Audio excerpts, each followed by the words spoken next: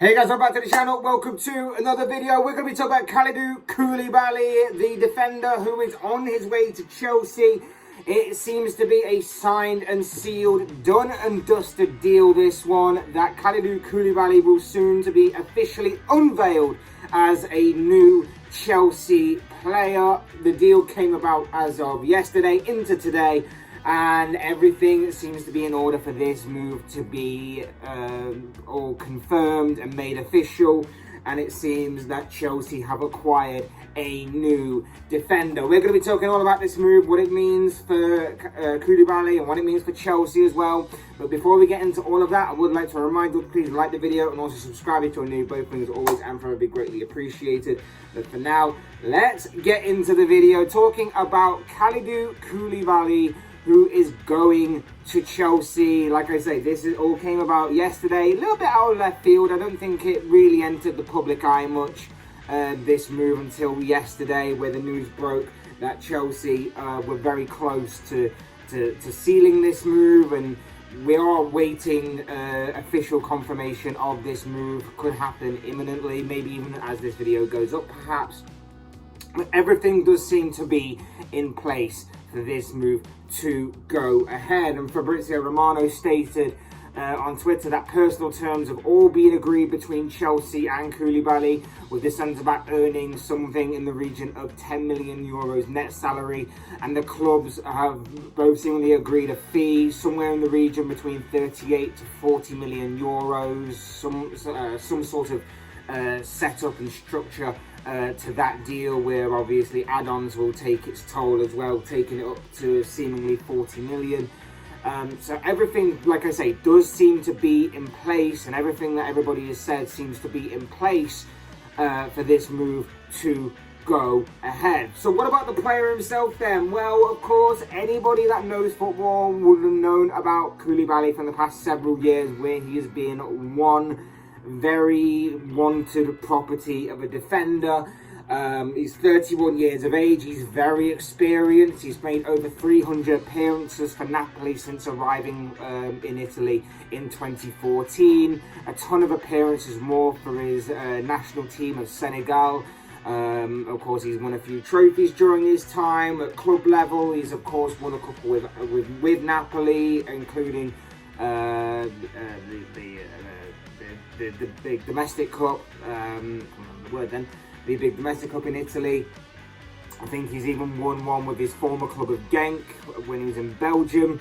And of course, for his national side, he's of course an African Cup of Nations winner, having won it earlier this year. So he's got a bit of a resume developing, but it's his individual talent that's really shined through at all kind of levels, really. He's been awarded a number of accolades during his time for his individual performances, particularly in Serie A, of course. And he's really made a name for himself over there. And he's been a player that, like I say, has been talked about for a number of years as to moving on from Napoli, but a move never really materialised. He's seen as a ball-carrying defender. He's very confident with the ball at his feet. He's got a bit of an eye for a pass as well. He's got great pace and speed. Recovery is very good for him. His reading and understanding of the game is on a great level as well. He's very aggressive. His aerial presence will be a worthy asset to Chelsea in both boxes, of course, whether defending or attacking. But it's his physicality. It's his physicality that shines through the most. His physicality is something that's always been raved about, always been talked about.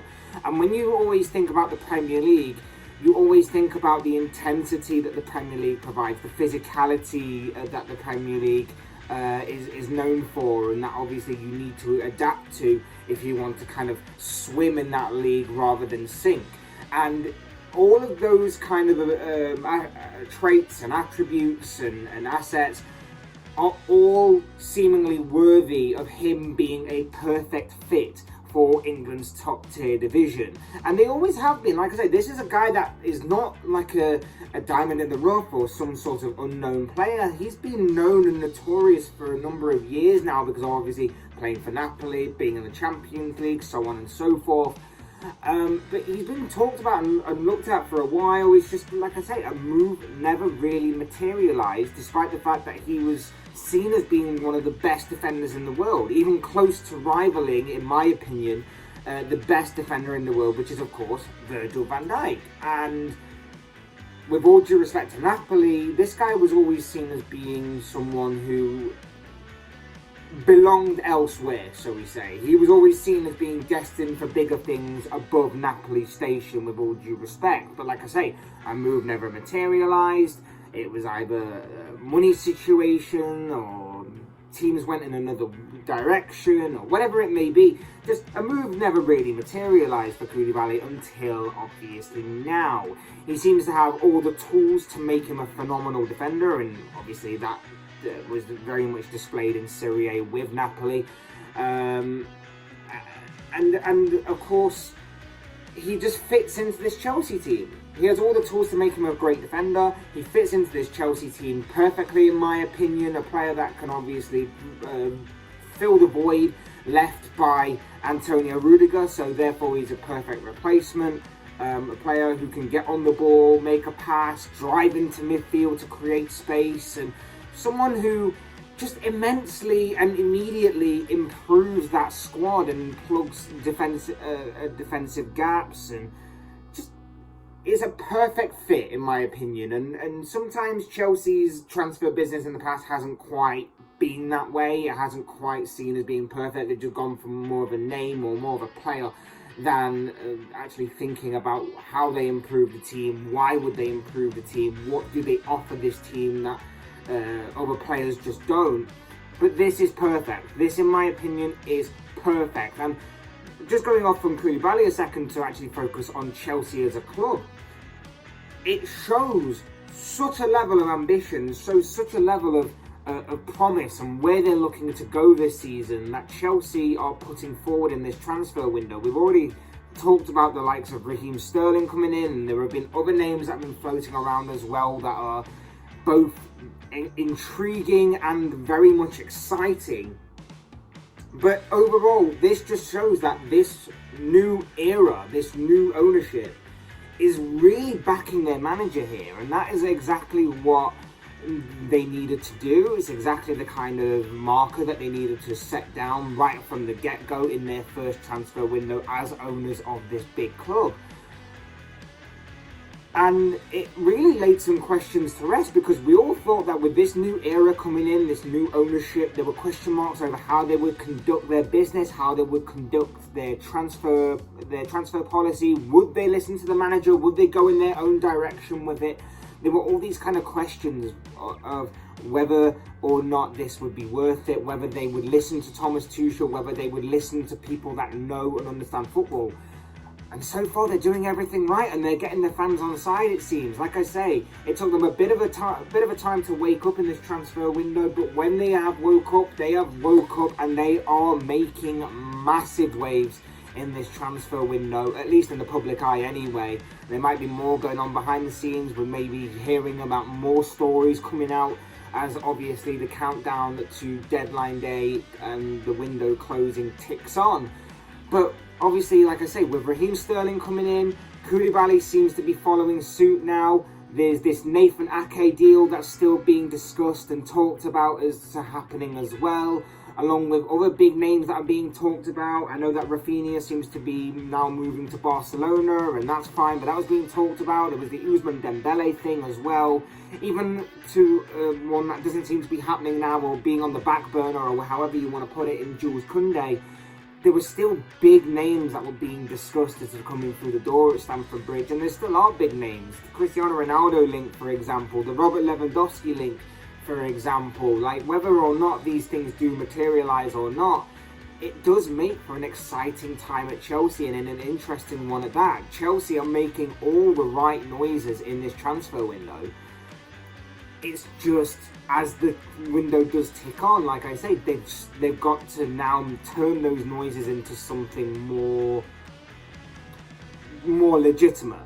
They've got to turn those noises into something that is going to stick, and obviously something that's going to be followed through on. And they've got to obviously still build this team. They are still in need of a few players in different positions here and there. So they're making all the right noises. They just need to obviously get some more deals across the line if they really, really want to challenge the likes of Liverpool and Manchester City going forward into this season. But they're still going to be a threat.